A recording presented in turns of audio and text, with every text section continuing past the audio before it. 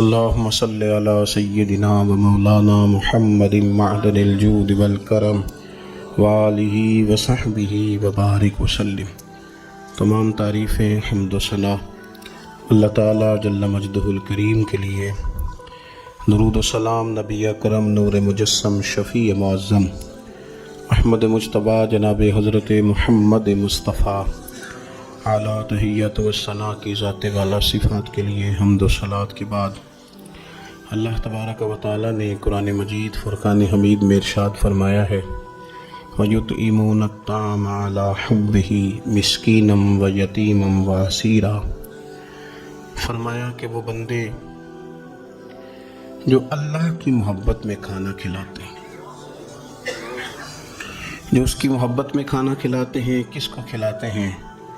فرمایا وہ مسکین کو کھلاتے ہیں، یتیم کو کھلاتے ہیں اور اسیر کو کھلاتے ہیں، قیدی کو کھانا کھلاتے ہیں اللہ کی محبت میں، اللہ کی محبت میں، اللہ کی رضا پانے کے لیے۔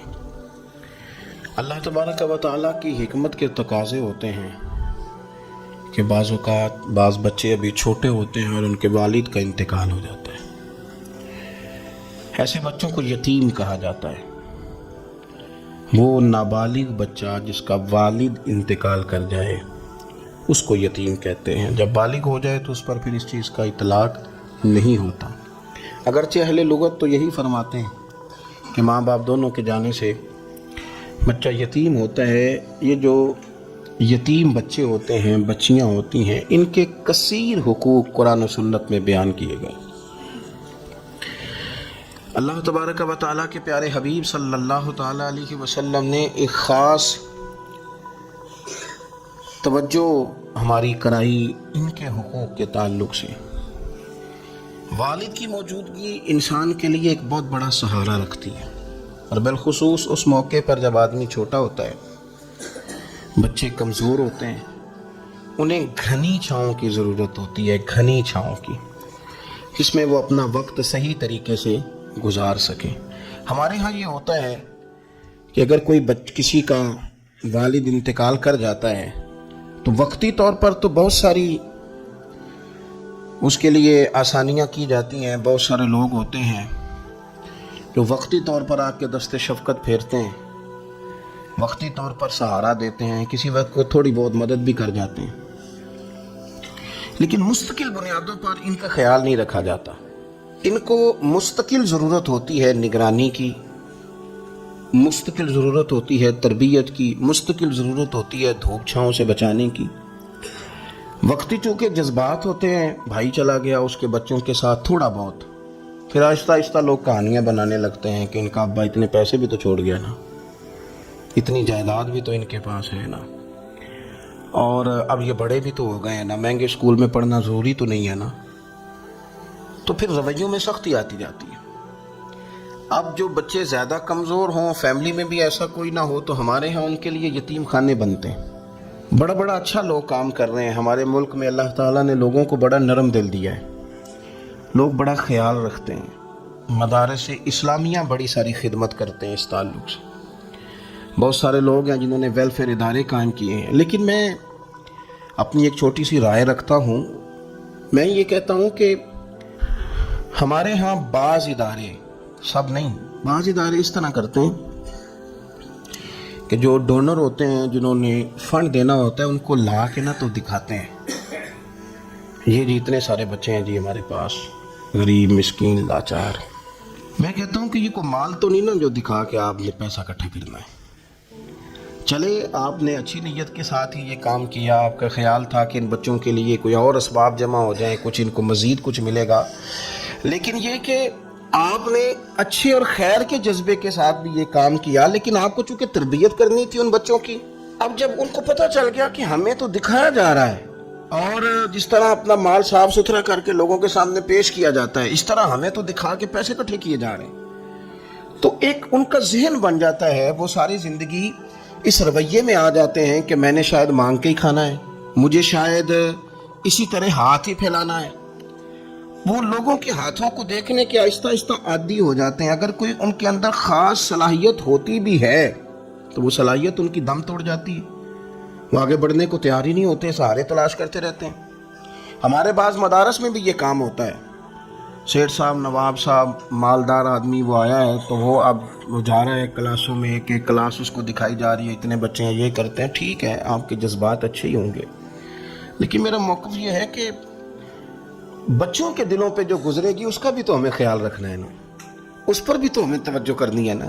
تو اس لیے یہ کہ یہ ماحول نہیں بنائیں لوگوں کے ذہنوں میں، ان کو مستقل کفالت۔ آپ قرآن و سنت کو آپ پڑھیں نا تو رسول کریم صلی اللہ علیہ وسلم نے فرمایا کہ انا وکافل الیتیم، فرمایا میں اور یتیم کی کفالت کرنے والا، وقتی طور پر 10,000 دے کے واپس جانے والا نہیں، کفالت کرنے والا، مستقل بنیادوں پر اس کا خیال رکھنے والا، اس کی پرورش کرنے والا، اس کے آگے بڑھنے میں اس کی مدد کرنے والا۔ فرمایا میں اور یتیم کی پرورش کرنے والا قیامت کے دن اس طرح ہوں گے جس طرح میری یہ 2 انگلیاں جڑی ہوئی ہیں۔ حضور فرماتے ہیں اس طرح قیامت کے دن میں اور یتیم کو پالنے والا ہوں۔ تو اچھے جذبوں کے ساتھ، خوبصورت رویوں کے ساتھ، اللہ کی رضا کو پیش نظر رکھتے ہو ان بچوں کو، اور یہ 1 2 4 لوگوں کی تعداد نہیں، یہ ڈھیر سارے بچے ہوتے ہیں، ڈھیر سارے۔ میری ذاتی یہ رائے ہے کہ ان بچوں سے بار بار پوچھیں بھی نہ آپ کو ضرورت کیا ہے، ان کو بار بار احساس نہ دلائیں کہ ہم آپ کا خیال رکھتے ہیں، یہ بھی نہ کریں۔ آپ بائی دا وے بھی تو سارا کچھ کر سکتے ہیں، پیچھے رہ کے بھی تو کر سکتے ہیں۔ بہت سارے ایسے لوگ ہیں نے کبھی پلٹ کے دیکھا ہی نہیں کون ان کو پال رہا ہے، لیکن کوئی ہے، کوئی بیٹھا ہوا دور دعا دیتا ہے، میں ڈوبتا ہوں سمندر اچھال دیتا ہے۔ کفالت کریں، نگرانی کریں، ان کا مستقل بنیادوں پر خیال رکھیں، ان کے لیے اسباب فراہم کریں۔ میرے رسول پاک صلی اللہ تعالی علیہ وآلہ وسلم ارشاد فرماتے ہیں کہ تمہیں بتاؤں گھروں میں سب سے بہترین گھر کون سا ہوتا ہے؟ او میرے بھائیو، وہ کتنا کو بہترین گھر ہے جسے مدینے والے رسول نے بہترین کہہ دیا۔ فرمایا تمہیں بتاؤں نا گھروں میں بہترین گھر کون سا ہے؟ ہم سمجھتے ہیں ٹائلیں اچھی ہوں، کمرے ہوادار ہوں، اور کچن جو ہے وہ انواع اقسام کے کھانوں سے بھرا ہوا ہو، سین اچھا ہو، اور جناب ہر چیز کی سہولیات گھر میں ہو، امن ہو، سکون ہو۔ نہیں، حضور فرماتے ہیں مجھ سے پوچھو نا بہترین گھر کون سا ہے؟ تو یا رسول اللہ بتائیے، سیاستہ میں حدیث ہے، کریم رسول فرمانے لگے گھروں میں بہترین گھر وہ ہے جس میں کوئی یتیم رہتا ہو اور اس کے ساتھ سلوک اچھا کیا جاتا ہو، اچھا سلوک کیا جاتا ہو، یتیم کو رکھا جائے، پھر اس کی پوری نگرانی کی جائے، اسے پورا پیار دیا جائے، اسے پوری محبت دی جائے، یتیم رہتا ہو اور اس کا خیال بھی رکھا جاتا ہو۔ اور میرے نبی کریم صلی اللہ تعالی علیہ وسلم فرمانے لگے تمہیں بتاؤں نا کہ گھروں میں بدترین گھر کون سا ہوتا ہے؟ بدترین گھر کون سا ہے؟ حضور بتائیے، فرمایا جس میں کوئی یتیم رہتا اور اس کے ساتھ سلوک نہ صحیح کیا جاتا ہو، اس کو تکلیف دی جاتی ہو، وہ کرب میں ہو، وہ تکلیف میں ہو، وہ اذیت میں ہو۔ رکھنے والوں نے رکھ تو لیا ہے لیکن ان کو پتہ ہی کوئی نہیں ہے کہ ان کے ساتھ ہم نے رویہ کس طرح کا رکھنا تھا۔ یہ ایک اللہ کی قدرت ہے، اس کی حکمت ہے۔ چلے جاتے ہیں بعض اوقات بڑے، میں نے جو شروع میں آیت پڑھی، اللہ فرماتے ہیں الم یجدک یتیما فآویٰ، محبوب ہم نے آپ کو یتیم پایا، پھر اپنے جوار رحمت میں وسیع جگہ دی، پھر ہم نے آپ کو غنی کر دیا، پھر ہم نے آپ کو اپنے قرب کا رستہ عطا کیا۔ اللہ نے نبی کریم علیہ السلام کو در یتیم پیدا فرمایا۔ یہ یتیموں کے تعلق سے ایک عظیم شان ان لوگوں کو دینی تھی، تو اللہ نے اپنے حبیب کو بھی در یتیم پیدا کر دیا۔ یہ ایک خاص قسم کا کرب ہوتا ہے۔ ظاہر ہے جس آدمی نے جو چیز چکھی ہوئی ہوتی ہے وہی اس کے ذائقے سے آگاہ ہوتا ہے، دوسرا دور کھڑا اسے آگاہ نہیں ہوتا۔ جو چکھ لیتا ہے، جو پانی میں اتر جاتا ہے، وہ اس کی گہرائی بھی جانتا ہے اور ٹھنڈا کتنا یہ بھی سمجھتا ہے۔ جن لوگوں نے یہ دور گزارا ہوتا ہے ان کو اس کا پتہ ہوتا ہے۔ نبی کریم صلی اللہ علیہ وسلم نے یہ وقت بتایا تھا، حضور نے یہ دیکھا تھا۔ حضور صلی اللہ علیہ وسلم اس کی تکلیف سے، اس کی آزمائش سے، اس کے مد و جزر سے پوری طرح آگاہ تھے، اس لیے حضور نے گن گن کے یتیموں کے حقوق بیان کیے۔ میں نے اپنی زندگی میں یہ نظام دیکھا ہے، پہلے 2 ہفتے لوگوں کی نظروں میں بڑا پیار، اگلے 2 ہفتے اس میں تھوڑی سی کمی، پھر اس کے بعد آہستہ آہستہ کہنا کہ چلو کوئی تعلیم حاصل کرنا ضروری تو نہیں نا، چلو یہاں پڑھنا ضروری تو نہیں نا، چلے بندے کو خرچے بھی تو کم، پھر آہستہ آہستہ کیونکہ کوئی بھی چیز ہے نا وہ پرانی ہوتی ہے، اس میں کمزوری آنا، پھر لوگوں کے لب و لہجے کا تبدیل ہونا، پھر بعض اوقات کسی شخص کا آ کے کوئی بات پوچھنا تو اس کے سوالوں میں چبھن، اس کے لب و لہجے کے اندر گھٹن کہ کتنے بجے باہر جاتے ہو، کب واپس آتے ہو، اب شام کو کتنے بجے جاتے ہو۔ ابا بھی یہ باتیں پوچھتے ہیں، وہ بھی یہ کام کرتے ہیں، لیکن اس رویے کے اندر جو چاشنی ہوتی ہے وہ اور ہوتی ہے، اس میں جو درد ہوتا ہے وہ، اور کسی کا یہ پوچھنا اور پھر اس انداز سے پوچھنا کہ محسوس ہو کہ لب و لہجے سے طنز چھلک رہا ہے اور باتوں سے جو ہے شیرینی کی بجائے لہو ٹپک رہا ہے اور آپ تیزاب کا کام کر رہے ہیں یہ سوال جواب کر کے، یہ کمزوریاں، یہ انداز، اور یہاں تک کہ بیٹیوں کے رشتے دیکھنے والوں کا آنا تو ان کا یہ پوچھنا کہ بھائیوں کا رویہ کیسا ہے۔ ابا کے ہوتے لوگ یہ سوال نہیں پوچھتے، والد کے جانے کے بعد پوچھتے ہیں آپ کے بھائیوں کا رویہ آپ کے ساتھ ٹھیک ہے، یعنی مانا یہ ہے کہ وہ کچھ دیں گے کہ نہیں دیں گے، وہ کچھ جہیز بنائیں گے کہ نہیں بنائیں گے۔ یہ ساری چیزیں اس کرب سے وہ بچے گزرتے ہیں، اور پھر وہ بڑے قریبی لوگوں کو بھی اپنا قریبی سمجھنا چھوڑ جاتے ہیں۔ پھر ایک وقت ایسا آتا ہے کہ وہ سمجھتے ہیں ہمیں اپنے دامن میں ہی اپنے آنسو چھپا لینے چاہیے، کسی کو نظر نہ آئے۔ وہ محسوس کرتے ہیں کہ ہمیں خود سے ہی بس سمٹ جانا چاہیے، کسی تک ہماری کوئی چیز پہنچے نہ۔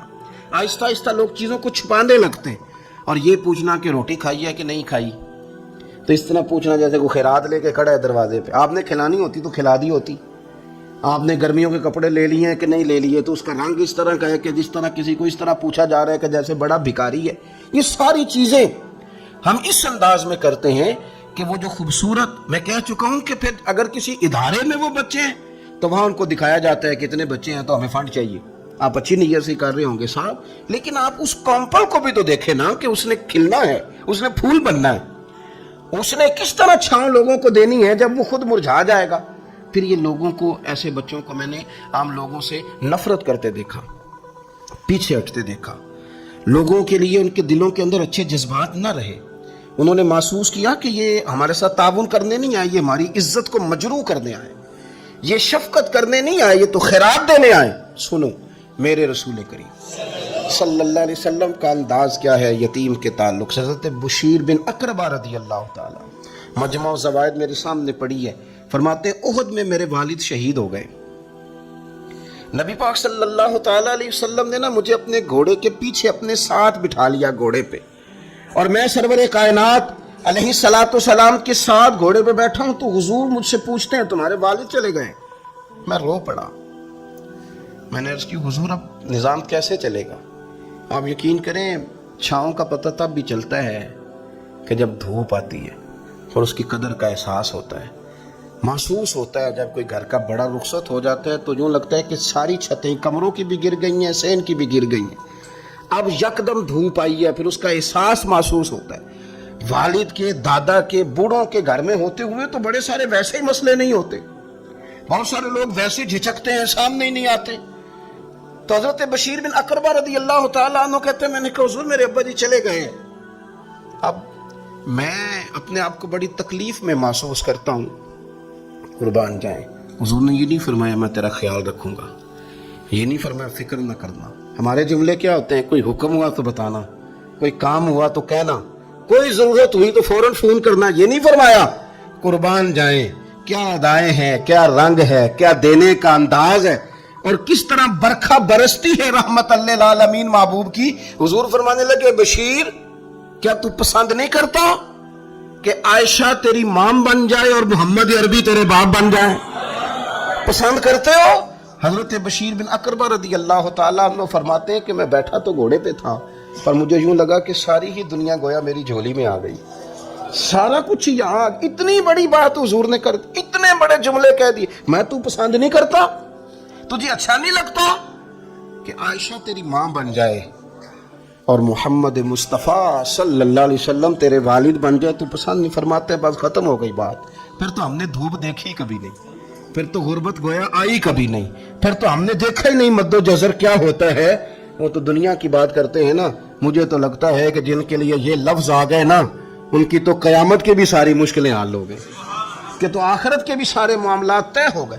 میرے نبی کریم صلی اللہ تعالی علیہ وسلم ایک ہماری خاص توجہ، اور یہ ہمارا اپنا نفع ہے۔ ایک بچہ آ گیا، یتیم بچہ،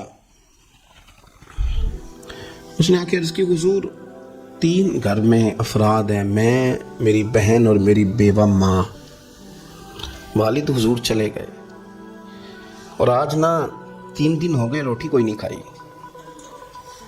میں اس منظر کو بھی جانتا ہوں کہ جب یتیم گھر میں اکٹھے بیٹھے ہوتے ہیں اور پتہ ہوتا ہے ان کو کہ ہماری اماں کے پاس آج پیسے کوئی نہیں اور گھر میں روٹی بھی کوئی نہیں، تو پھر ان کو بھوک ہی نہیں لگتی۔ ہاں نہیں لگتی۔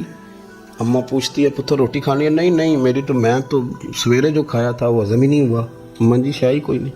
یہ پردے اس طرح کر کے بچائے جاتے ہیں، ایک دوسرے کو تسلیاں دینا، ایک دوسرے سے پیار کا بڑھ جانا، ایک دوسرے کے لیے جذبات اور طرح کے بن جانا، حکمت الہی کے تقاضے ہوتے ہیں۔ یا رسول اللہ صلی اللہ تعالیٰ علیہ وسلم، بیوہ ماں ہے، یتیم بہن ہے، 3 دن سے کھایا کچھ نہیں، قربان جائے وہ گھر جہاں سے کائنات کھاتی ہے ساری۔ حضور نے فرمایا بلال جا کے ساری ازواج مطہرات سے پوچھ گھر میں کیا ہے۔ حضرت بلال کہتے ہیں میں سارے گھاری پوچھ آیا، ٹٹول آیا، ٹوٹل 21 کھجوریں نکلی۔ یہ 2 جہاں کے شاہ ہیں اور پاس کچھ رکھتے نہیں، 2 جہاں کی نعمتیں ہیں، ان کے خالی ہاتھ میں حضور کے سارے گھر کو میں ڈھونڈ 21 کھجوریں نکلی تو لا کے میں نے پیش کر دی، تو حضور نے ڈائریکٹ اس کو نہیں دی، نبی پاک نے اپنے ہاتھ پہ رکھ لی اور کہتے ہیں پھر حضور نے نا اپنا منہ مبارک قریب کیا کھجوروں کا۔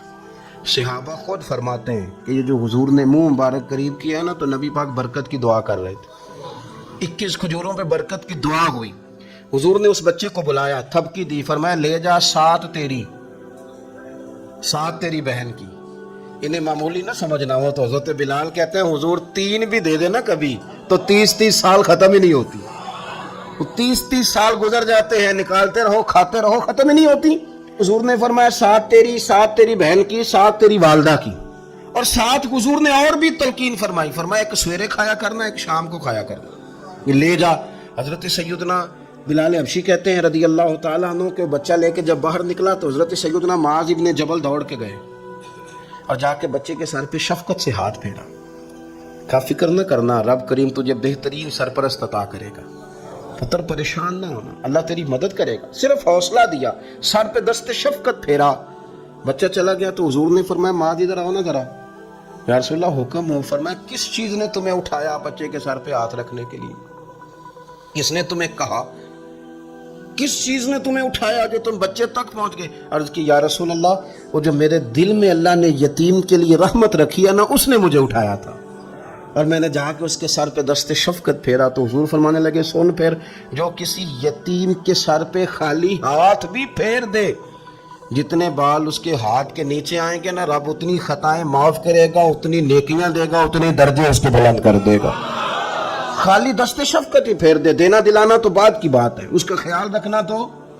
یہ جو ہمارے مدارس ہیں نا، ان میں اکثر بچے غریب ہوتے ہیں، لیکن کچھ بچے تگڑے گھروں کے بھی ہوتے ہیں، مالدار گھروں کے بھی ہوتے ہیں۔ اس میں اگر کوئی ایسا بچہ آ بھی جاتا ہے نا جو یتیم ہے، کمزور ہے، تو وہ اپنے آپ کو محسوس نہیں کرتا کمزور، کیونکہ وہ یہ نہیں سمجھتا کہ میں یتیم خانے میں آیا ہوں۔ اس کے ذہن میں مائنڈ سیٹ یہ ہوتا ہے کہ میں مدرسے میں آیا ہوں اور میں پڑھنے کے لیے آیا ہوں، اور چونکہ وہ کچھ وزادار بچے، مالدار بچوں کے ساتھ وقت گزارتا ہے، اسی دسترخوان پہ بیٹھ کے کھاتا ہے، اسی کلاس میں سب کے ساتھ بیٹھ کے پڑھتا ہے، تو اس کی عزت نفس مجروح ہونے کی بجائے طاقت پکڑتی ہے۔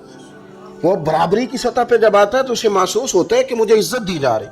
اس لیے مدارس اسلامیہ میری نظر سب سے مضبوط جگہ ہیں جہاں مساکین کی، یتیموں کی، غریبوں کی صحیح معنوں میں کفالت بھی ہوتی ہے، تعلیم بھی ہوتی ہے، عزت بھی ہوتی ہے، تربیت بھی ہوتی ہے۔ میرے رسول کریم علیہ السلام بڑے انہماک کے ساتھ، بڑے توجہ کے ساتھ۔ اچھا ایک کام اور ہوتا ہے ہمارے ہاں، وہ کیا ہے؟ اگر کوئی یتیم مال چھوڑ گیا نا اس کا باپ، تو پھر تو وارے نہیں آ رہے ہیں اس کے، پھر تو اللہ خیر کرے کہ بہت سارے مل جائیں گے کفالت کرنے والے، بہت سارے ملیں گے دھیان رکھنے والے، بڑے سارے ملیں گے توجہ دینے والے۔ قرآن مجید نے فرما دیا ہے کہ جو یتیم کا مال کھاتا ہے وہ سمجھ لے کہ میں مال نہیں کھا رہا، میں آگ کھا رہا ہوں، آگ کھا رہا ہوں، آگ۔ سورہ نساء دیکھیے۔ ہمارے ہاں اگر تو وہ مال چھوڑ گیا ہے تو پھر تو بہت سارے رشتہ دار مستقل اس کے محلے میں مکان لینے کو تیار ہو جاتے ہیں، الا ماشاء اللہ۔ پھر تو بڑے سارے ایسے بھی رشتہ دار بن جاتے ہیں جن کو والد کی موجودگی میں کبھی زیارت کا موقع بھی نہیں ملا تھا، یہ مال جو یتیم کا ہے اس کی تو زیادہ حفاظت کرنی تھی. ہم کئی دفعہ مسئلہ بتاتے ہیں لوگ فتویٰ بازی شروع کر دیتے ہیں. مجھے بلایا گیا کہ ایک صاحب کا انتقال ہو گیا تو ان کا ختم شریف ہے تو بچے ان کے نابالغ ہیں. تو میں نے کہا کہ آپ اس طرح کریں ان کے مال میں سے زیادہ پیسے نہ صرف کریں. نہیں جی نہیں, بڑے پیسے کمائے ہیں جی, اس نے ساری زندگی باہر نکالی یا تو لاکھوں کروڑوں کمائے ہیں, تو چھوٹا گوشت پکائیں گے, بکرے کا گوشت پکائیں گے اور ہم ان کا ختم شریف دلائیں گے. تو میں نے کہا صاحب آپ رشتہ دار ہیں, ان کے بچوں کے مال کی حفاظت کریں. ختم شریف تو اس میں گوشت زیادہ ہونا ضروری نہیں, اس میں تو درد سے دعا کرنا ضروری ہے, اس میں تو تلاوت قرآن پاک کے سال ثواب میں ضروری ہے, ذکر اذکار ضروری ہے. لیکن کیا کیا جاتا ہے کہ بے دریغ مال ان کا اگر ہو تو, ایک حدیث پاک ہے بخاری مسلم میں, بڑے غور سے سنیے گا اور اس کے اندر جتنے پہلو ہیں ان پر پوری توجہ دیجیے گا کہ کہیں ہم ادھر آ تو نہیں گئے.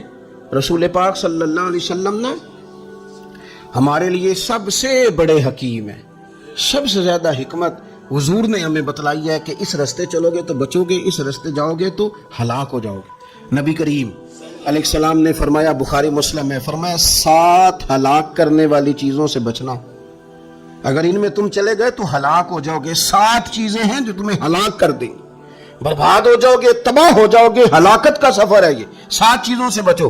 یا رسول اللہ صلی اللہ علیہ وسلم وہ کون کون سی؟ تو حضور نے فرمایا اللہ کے ساتھ شریک نہ کرنا, ہلاک ہو جاؤ گے. دوسرا نبی پاک صلی اللہ علیہ وسلم نے فرمایا جادو نہ کرنا, ہلاک ہو جاؤ گے. ہلاک اور یار جسے حضور فرما رہے ہیں ہلاک ہو جائے وہ بچے گا. نبی پاک صلی اللہ علیہ وسلم نے تیسرے نمبر پر فرمایا جس شخص کے قتل کرنے کو اللہ نے حرام قرار دیا ہے اسے قتل نہ کرنا, ہلاک ہو جاؤ گے. چوتھے نمبر پر رسول پاک علیہ السلام نے فرمایا سود نہ کبھی بھی کھانا, ہلاک ہو جاؤ گے. ہلاک. بڑی بڑی دلیلیں دی بینک والوں نے, بڑا سمجھایا تو حاجی صاحب مان گئے, محترم مان گئے, کہنے لگے نہیں جی نہیں وہ کاروبار میں لگاتے ہیں. بڑے بھولے والے ہیں ہم, پتہ سارا ہے. اور دیکھو سب کاموں کے باوجود مستقل بینکوں میں پیسے اس اکاؤنٹ میں رکھے ہوئے ہیں جہاں سے مستقل سود آتا ہے. حضور نے فرمایا نہ کرنا یہ کام. تو کہتے میں سود پہ پیسے لے کے کاروبار چمکاؤں گا, تیرے نبی پاک نے تو فرمایا تو ہلاک ہو جائے گا. تو کہتے میں مل لگاؤں گا, حضور نے تو فرمایا ہلاکت ہے. تو کہتے میں بڑا کچھ کر جاؤں گا تو ہلاکت ہے. اچھی طرح سمجھ لیں, اصل مال بھی ضائع ہو جاتا ہے اس بندے کا جو سود کا مال ملا لیتا ہے, اصل برکت بھی اڑ جاتی. اور میرے نبی پاک صلی اللہ علیہ وسلم نے 5ویں نمبر پہ فرمایا یتیم کا مال نہ کھانا, ہلاک ہو جاؤ گے. نہ کھانا ان کا مال, یہ کروڑوں ہو, اربوں ہو یا 10 روپے ہو, یتیم کا پیسہ نہ کھا جانا, ہلاک ہو جاؤ گے. ہلاکت تمہیں آئے لے گی. اور پھر 6 نمبر پر نبی پاک علیہ السلام نے فرمایا کفر سے جہاد ہو رہا ہو تو کبھی پیٹ پھیر کے بھاگنا نہ, ہلاک ہو جاؤ گے. اور 7ویں نمبر پر اللہ کے رسول نے فرمایا بے قصور اور بے گناہ عورت پر تہمت نہ لگانا, بلا وجہ بہو کے کھاتے نہ کچھ ڈال دینا, بلا وجہ بھابھی اور بیوی اور کسی بھی خاتون پر کوئی الزام بے قصور عورت پر بہتان نہ لگانا. مار مار کے ایک شخص نے بحال کر دیا بیوی کو اور بعد میں پتا چلا کہ جی مجھے شک ہے تویز کراتی ہے. کیا آپ کی سوچ ہے؟ مسلمان اللہ کو ماننے والا اور اس باتوں پر الزام لگائے گا تویز کرا کے لاتی. بے قصور عورت پر بہتان, ایک تو بات ہے اسے مارنا اور ایک یہ ہے کہ کوئی تکلیف دینا, اور ایک خالی اتنی بات کی کہ بہتان بھی نہ لگانا, اس پر الزام نہ لگانا. یعنی تم نے صرف بے قصور عورت پر الزام ہی لگایا تو حضور فرماتے ہیں ہلاک ہو جاؤ. یہ ہلاکت والا کام ہے. لیکن ہم بغیر سوچے سمجھے کہہ دیتے ہیں اس نے کہا ہے, اس نے کیا ہے, یہ کرتی ہے, یہ کام نہیں کریں. یہ 7 وہ چیزیں ہیں جو ہلاک کر دیں گی. نبی پاک صلی اللہ تعالیٰ علیہ وآلہ وسلم فرماتے ہیں میں نا جنت کا دروازہ کھولوں گا تو ایک عورت کو نا میں سبقت لے جاتے ہوئے دیکھوں گا, یعنی وہ جلدی سے جنت میں داخل ہو رہی ہیں. یا بعض شارحین کہتے ہیں کہ حضور داخل ہوتے ہی سب سے پہلے اس کا چہرہ دیکھیں گے. حضور فرمائیں گے تو پہلے ہی آ گئی بی بی جنت میں, حضور نے دروازہ کھولا تو جلدی سے نظر آئی, تو پہلے آ گئی. سب نے لکھا ہے کہ اس عورت کی شان یہ ہے کہ سب سے پہلے جنت میں گئی. میں نے حدیث پڑھی تو میں نے نیچے حاشیے میں لکھا, میں نے کہا میرا خیال یہ ہے کہ اس کی زیادہ شان یہ ہے کہ جنت میں اس کی سب سے پہلی ملاقات مدینے والے محبوب سے ہو گئی. یہ دیکھو کتنی بڑی شان. حضور فرمانے لگے تو کیسے پہلے ہی آ گئی, کون ہے تو؟ وہ کہنے لگی حضور میں بیوہ ہوں. میرے بچے یتیم تھے، میں نے ان کی خاطر نہ بیٹھی رہی، میں نے نکاح نہیں کیا، میں نے ان یتیموں کی پرورش کی، بیوہ بن کے زندگی گزار دی، ان یتیموں کے لیے بیٹھی رہی۔ اس کو جائز ہے، یہ کر سکتی تھی، لیکن اس نے سوچا کہ میں ان کی نگہبانی یتیموں کے لیے بیٹھی رہی۔ آج شان یہ ہے کہ مدینے والے کے لیے جب دروازہ کھلا ہے تو اس بی بی کو بھی رب کریم نے فوراً ہی جنت عطا فرما دی، یہ سب سے پہلے گئی۔ میں نے دیکھی ہیں ایسی عورتیں 23 سال میں بیوہ ہوئی پر عمر بچوں کے نام کر دی، اسے پتہ تھا